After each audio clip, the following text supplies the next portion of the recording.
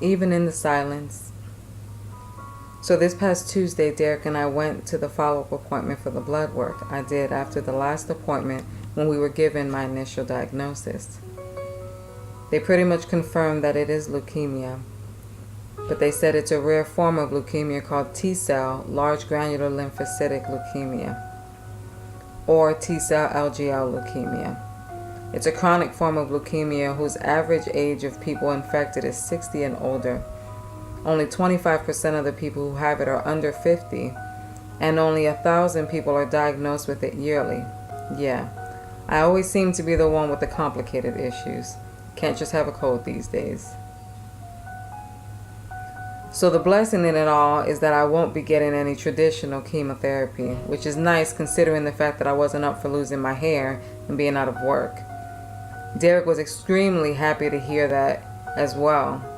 He was so worried about me being sick and going through all those treatments. Me, on the other hand, not so much.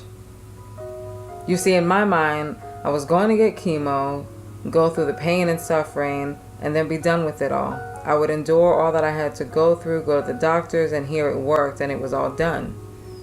That's what happens, right? Not in my case. T-cell LGL leukemia can be either chronic or aggressive. Aggressive means there's not much help for it. They don't know enough about it to treat it properly. The other one is chronic. Chronic suggests a sit and watch approach to treatment, where you pretty much are monitored on a regular basis and given meds and treatment when your blood levels drop too low or when you become sick enough to, because stuff like fever and infections are now a part of your normal life. It also causes autoimmune diseases such as rheumatoid arthritis, which I will be tested for in the next 3 weeks. The doctor sat there explaining the whole thing to Derek and me, and as Derek sat there with this big smile on his face, I just sat there once again numb. After leaving the appointment, I took a moment to cry and then went to bed and later on to practice. As I went through practice, I began to reflect on the last 2 weeks. To be honest, as much as people kept telling me to decree and declare healing, I haven't done a thing. I knew what God was preparing me for. I didn't want to pray something that I knew would get in the way of it right now. So last night before service, the worship ministry went out into a room to pray before service, which is usual. As we prayed, God spoke through one of the intercessors about stepping up and praise and pressing into Him, that He was waiting. I have to admit, I felt a small sense of conviction. You see, since the diagnosis, I haven't been up to read my Bible or my word like I should, and I haven't really prayed much in the way I used to pray. Something changed in me that day. I know a lot of you will think it was for the bad, but I beg to differ. I know reading my Bible is important, and that's where the conviction came from. However, as far as prayer, it's not that I've completely stopped praying and talking to God. The dynamics have changed. Something about getting such a diagnosis changed the way my senses work. I find that I see, feel, and hear, and even deal with things differently. I hear songs and the meanings of the words to those songs take on a different meaning. I find that I will be in worship, and as I sing the words to the songs, I can hear God speaking to me through each and every word. Not that He never spoke to me through songs before, but they've just taken on a new meaning to my life. The same with hearing the word. My bishop or pastors will speak, and it just seems to bring a new sense of life or meaning to my heart, soul, and spirit, even in the everyday.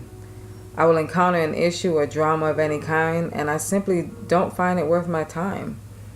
I don't find myself not liking people in that kind of way at least. I just choose to simply back away in an effort to keep myself focused on what I'm dealing with. I know I still have a lot of processing to do, but for today I'm simply grateful that God hears my silent prayers. I had a conversation with my older sister, and she pointed out something to me when I told her about me not praying as much. She said it's not a point of you not wanting to pray or not praying. It's about you being free.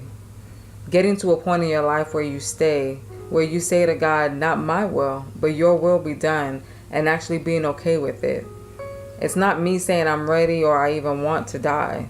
It's me simply accepting the fact that God holds my life and destiny in His hands, and me screaming for Him to heal me will not change His will. I've just come to a place in my life where I'm no longer interested in telling God what to do, when to do it, and how to get it done.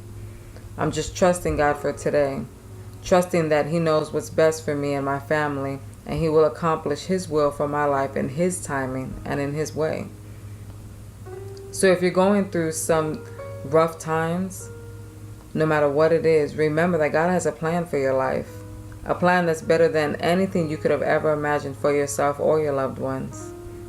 You don't have to scream and beg God to work things out, because the Word says He works all things out for the good of them who love Him and who are called according to His purpose. Am I against speaking health and such over your life? No. The power of death and life are in the tongue.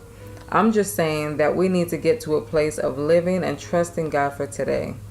It's not always easy, and most days it's a struggle and a minute-to-minute thing. But know that if you have no words to pray concerning your situation, simply thank God for what He's doing and for His presence. Even when you have no words, trust me, He hears your silent prayers. Even when you have a smile on your face on the outside, God can feel your heartbreak on the inside and see the ball of tears forming in your throat as you swallow it back down and put on a brave face for your children and those around you. The fear of the unknown is very real. But know, even in the silence of your heart, God hears you and is working on your behalf. Until next time, be blessed.